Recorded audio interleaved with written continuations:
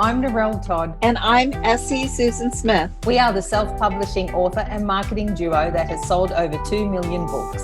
But we didn't start out knowing how to sell books. Fast forward past many failed promotions and a lot of lessons learned, you will see how we went from self-publishing newbies to hitting the New York Times bestsellers list and making the USA Today bestsellers list 19 times and counting. We created the Get My Book Out There podcast to give you simple yet effective marketing strategies to increase readership and book sales, so you know what to do, when to do it, and how to do it, as well as some tips for staying mentally and physically well. Let's get started. This week, we wanted to talk about creating mental armor for yourself. So a number of things happened during the week. We just felt that we needed to address them. One of those things was an author who posted in a Facebook group, and she'd had a really bad experience with a recent release of hers. And the book had been given some 1 stars, 2 stars. It had really impacted her mental health and her approach to her authorship. And as a result, she had decided that she was going to give it all up, and she actually told everybody that she was stopping, that was it for her. The sad part about it is she also had this engaged group. It's like 1,500 people in her group, and my heart just went out to her because I was like, you've got this, you've created a community of readers who obviously love your work and are there in your group with you. The impact though of those negative reviews was so much greater than the goal that she had with her Facebook group, so much to the point that she was going to stop writing. We wanted to address that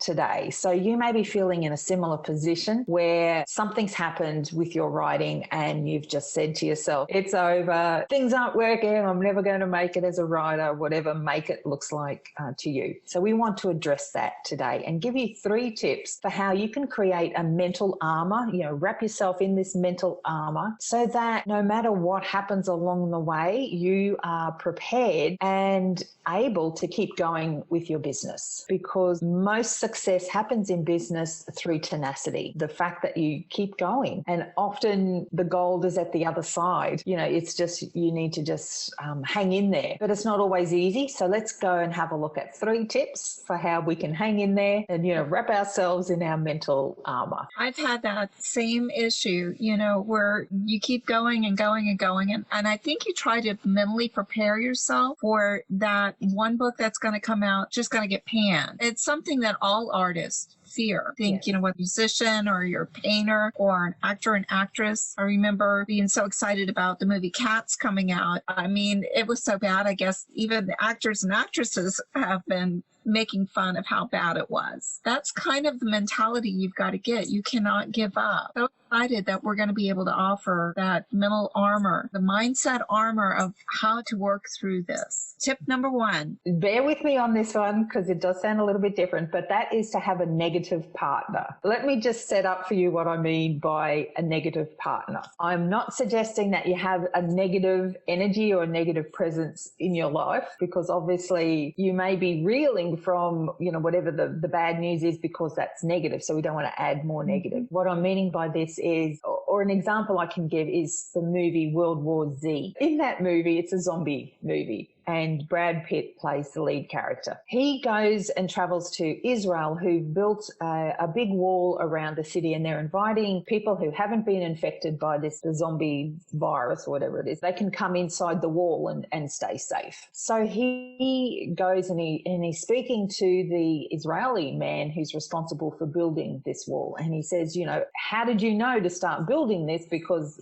they had started long before virus had become apparent everywhere. That's where we're introduced to the concept of the 10th man. So the role of the 10th man in the movie was that if this group of 10 people, if they came together and 9 people agreed that whatever the proposition was too insane to consider or too ridiculous, or, they just weren't going to go with it, the 10th man would take the negative role, and he would actually go and plan as though whatever that suggestion or thought was, he would plan as though that was actually going to happen. That person's role was to be the negative person. person and say, no, look, it actually could happen. Let's plan for that. What I want to do is just adapt that a little bit. What I want you to do is find your negative person or your 10th man or 10th woman. Their role is when you are in a position in your business where you say, enough is enough, I can't do this anymore. That person, their role is to actually say, you need to keep going. You need to keep doing this. Because often what happens when we get into a situation with our business where things are just not happening, it comes through in your body language, in your face. It becomes obvious to those around you that something's happening. You're not happy with where you're at. Friends and family don't want to see you in that kind of pain. So they naturally will be saying to you, yes, you should give up,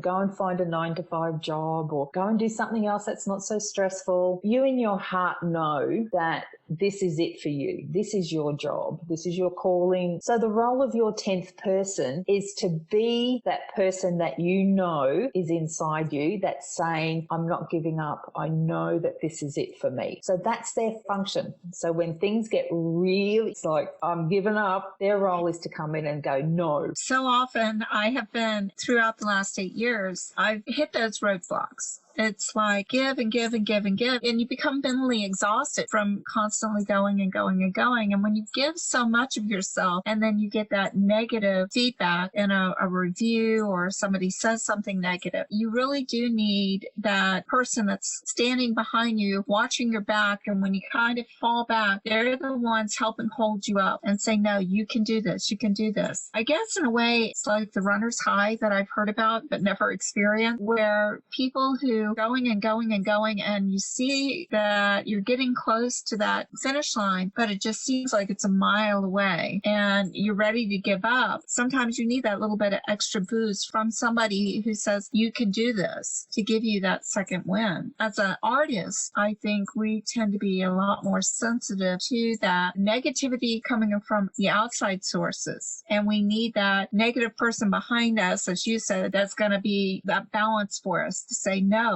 you want to give up. I'm saying just the opposite. Can't happen. I won't let it. I'm here for you. I can shoulder some of the weight until you're ready to get back on your feet. Such a vital role in all businesses. I think for any small business owner, entrepreneur, you need that person who's going to be there, for the really dark moments. Everybody has, moments along the way where it's like, oh, it's not working, but then, you bounce back and things are good. I think everybody has those moments where it just seems like it's never going to happen. So that's why it's so important to have that person. Yeah, I keep coming back to Stephen King and the point where he got rejection letter after rejection letter after rejection letter, and he had the manuscript for Carrie and he threw it in the trash. He was done. He wasn't going to do any more writing. That was it. And his wife got it out, sent it in. And you think of what would have happened if she hadn't been that counter to him at that moment. Very powerful example of the use of a 10. So our second tip is around stepping away from the keyboard. Never make a decision when you are in the kind of personal turmoil or hell, or you're just like,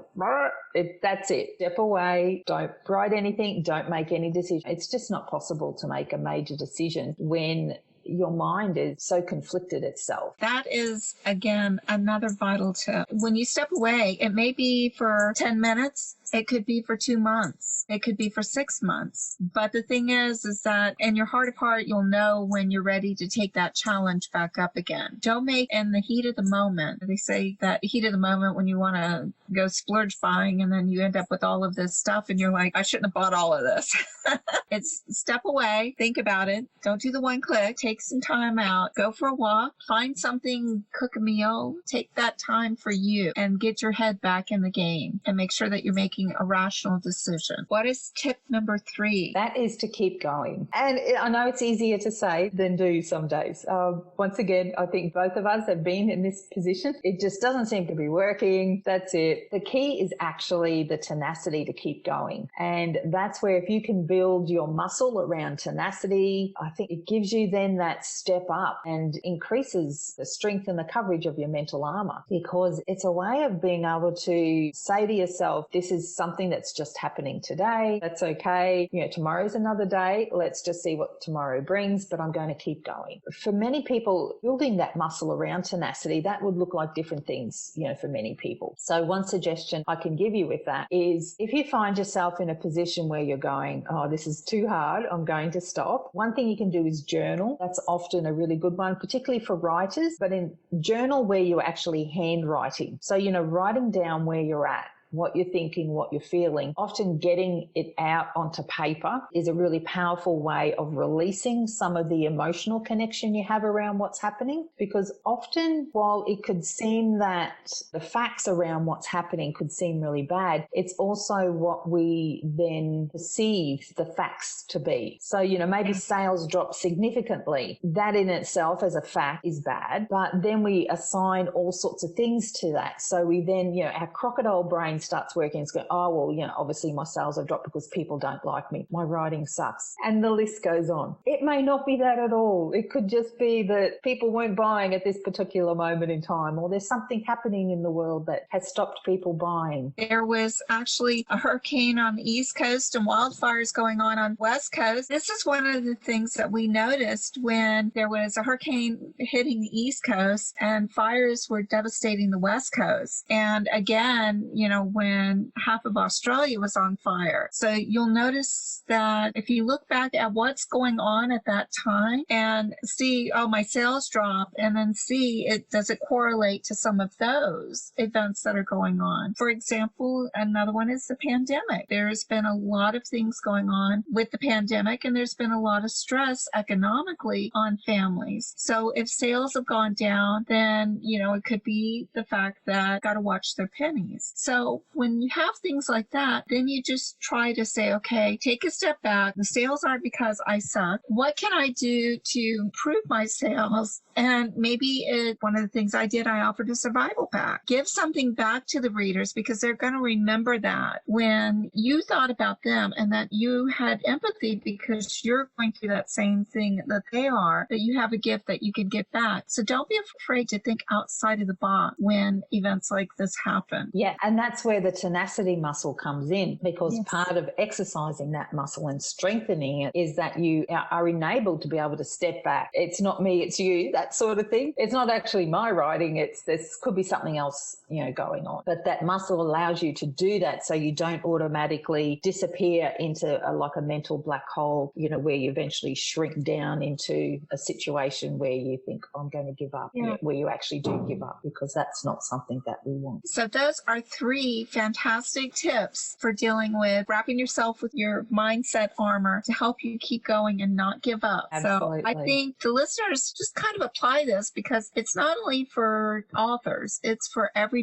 in all walks of life, no matter, including being a parent or being a teacher or being an author or an entrepreneur. You're always going to find these different situations. So these are 3 great tips to help you get through it. So go find your 10th person, whoever that may be, and just, let them know what their role is. Remember also to step away from the keyboard, never make a major decision when something major has happened and there's been a trauma of some kind. And if a troll farm hits a book of yours with a whole bunch of 1 stars, I would regard that as a trauma for many people. So, just be aware also of things like that is an act of trauma for you. Just remember, don't make any decisions until you've had some time to come down. And our 3rd tip is to keep going. You start to practice getting that and exercising your tenacity muscle, because that's what will get you through to the other side, where the success that you may be so close to and that you're wanting actually is. Kind of a little bonus. If you don't have a person, don't forget that a lot of us have pets, and pets can actually be that perfect 10th person for you, because they'll listen to you and they'll love you and they'll never give up on you. That's very true. I tell my 2 chickens all sorts of things and they just look at me and just demand food. Totally forget that you were in a black moment because you're just laughing your head off at them. Okay, well, that's us for today. Thanks very much, everyone. Bye. Thank you, and we'll see you next week. Hey, thanks for joining us today. We've got way more information we want to share with you to increase your book sales. So please come and join me at facebook.com get my book out there.